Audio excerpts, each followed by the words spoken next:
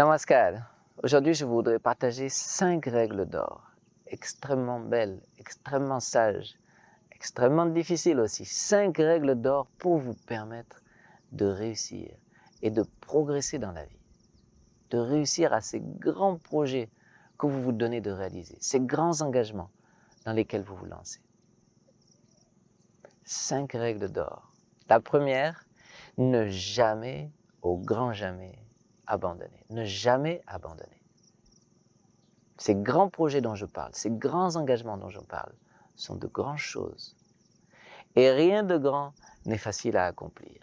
Vous êtes sûr que vous allez être confronté à des obstacles incommensurables. Et des fois, vous allez vous retrouver KO, tellement les difficultés sont grandes. N'abandonnez pas. Faites une pause, reprenez votre souffle, réstabilisez votre mental. Faites une pause et reprenez pas à pas. On tombe, on se relève. On tombe, on se relève. Prenez votre temps, avancez. Le grand sage Martin Luther King disait, lorsque vous vous êtes donné un objectif, volez jusqu'à cet objectif. Si vous ne pouvez pas voler, courez. Si vous ne pouvez pas courir, marchez. Si vous ne pouvez pas marcher, rampez. Mais coûte que coûte, avancez toujours vers cet objectif. Continuez d'avancer, continuez d'avancer. N'abandonnez pas. Et vous allez voir qu'avec le temps, vous allez voir que pas à pas, vous allez accomplir des choses que jamais vous n'auriez pensé pouvoir accomplir. Ce ne sont pas les qualités innées qui font la grandeur d'une personne. C'est cette qualité de constance, de persévérance, de ne pas abandonner, qui fait que l'on va tellement loin et que l'on accomplit des choses incroyables. N'abandonnez jamais. La deuxième règle, l'action et non le résultat. Et cette règle, cette sagesse nous vient de la Bhagavad Gita, énoncée par le Seigneur Krishna, qui a dit, vous avez le droit aux actions, vous n'avez pas le droit aux résultats de vos actions. C'est-à-dire que dans la vie, on se jette dans l'action. N'évitez pas l'action, soyez extrêmement dynamique. Vous allez devoir travailler encore pour accomplir ce que vous voulez accomplir. Mais détachez-vous des résultats de vos actions. Vous agissez avec amour. Sans amour, comment est-ce qu'on peut se battre? Comment est-ce qu'on peut lutter pour accomplir ce que l'on veut accomplir? L'amour est là, mais nous sommes là pour planter des graines.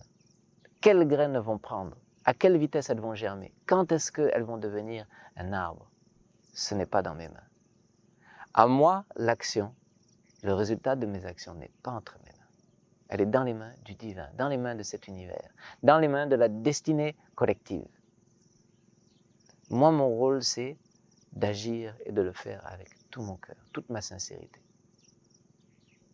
Et c'est cette philosophie très difficile à accomplir qui va vous permettre d'agir sans stress, sans frustration, quels que soient les résultats. Je ne vais pas changer d'objectif. Je vais continuer à avancer vers mon objectif. Ça marche pas. Ce n'est pas mon problème. Mon problème, c'est de continuer à semer. Et lorsque l'on voit que ça ne marche pas, bien sûr, petit à petit, on va essayer d'ajuster, de comprendre qu'est-ce qui fait que vraiment les résultats sont maigres. Mais jamais on abandonne notre destinée. L'action, non les résultats. Et la troisième règle d'or, donner et non prendre. Nous sommes dans ce monde avec tout le potentiel nécessaire pour être heureux et pour réussir. Nous sommes ici pour donner. La loi de cet univers, c'est que c'est en donnant que l'on obtient. Mais si on veut prendre, on est en proie à toutes les frustrations, à toutes les attentes du monde et on est sûr d'échouer dans cette vie. Cette vie est telle que on devrait ne penser qu'à donner, sans attendre rien en retour. Ça ressemble un peu à la règle précédente, mais c'est un peu différent. L'idée, c'est que j'ai une dette envers tout le monde, mais personne n'a de dette envers moi. Personne ne m'est redevable ou n'a d'obligation envers moi-même. Je suis là pour servir. Et cet esprit de service est extrêmement important pour non seulement avancer, mais garder son équilibre mental, garder un esprit de contentement, cultiver un esprit de gratitude. Je suis ici pour donner, je ne suis pas ici pour prendre. Quatrième règle d'or, le bonheur est en soi. C'est une grave erreur de penser qu'un individu ou qu'un objet puisse être la source de votre bonheur. Non seulement personne ne peut être exactement conforme à ce que vous attendez de lui ou de cet objet ou d'elle, mais en plus, chaque chose de ce monde est éphémère. Tout ce qui est né, un jour partira. Tout part, tout vient et tout part aussi. Alors lorsque vous avez accroché vos attentes et votre bonheur à un de ces objets éphémères de ce monde, lorsque cet objet va disparaître, votre bonheur va disparaître en même temps et ce sera terrible. C'est pourquoi lorsqu'on s'attache à un objet, en même temps, on a peur. On commence à vivre dans la peur parce qu'on sait qu'on va le perdre un jour ou l'autre. Le bonheur est en soi. Le bonheur est quelque chose qui se cultive intérieurement, indépendamment des circonstances extérieures.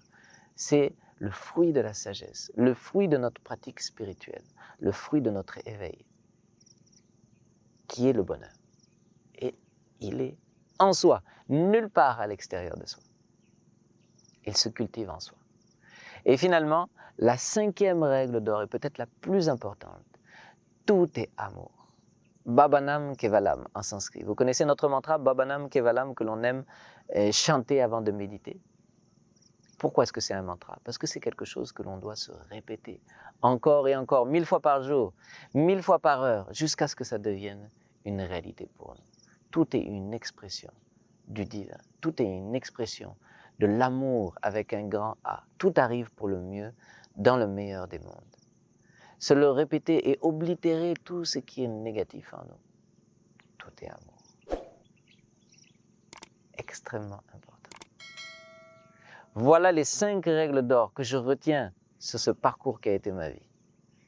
Essayez, voyez comment ça marche pour vous. Très difficile, une grande sagesse.